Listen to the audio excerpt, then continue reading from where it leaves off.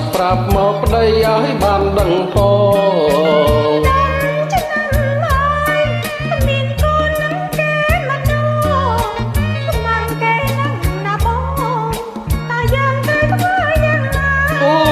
រឿងពុន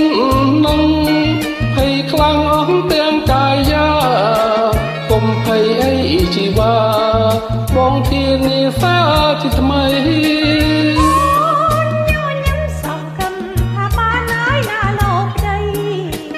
អូនកុំភ័យឆ្នាំនេះគ្រូទាយថាបានកូនហើយ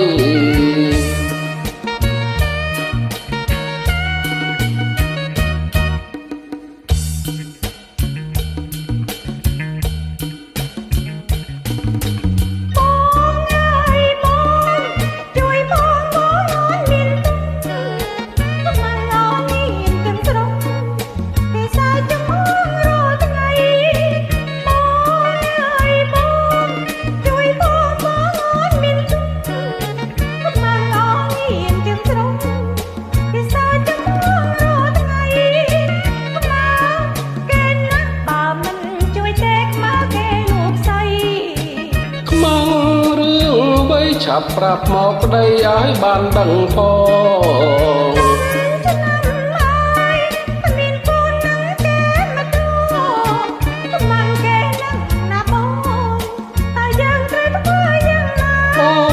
រឿងពុន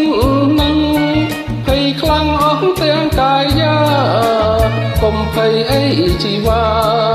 បងធានាសាជាថ្មី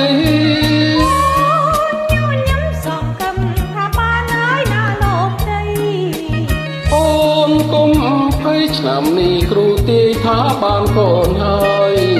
មែនទេបងឆ្នាំនេះបានកូននឹងគេមែនណាអូនថាទាយថាឆ្នាំនេះយើងបានកូនមែនណា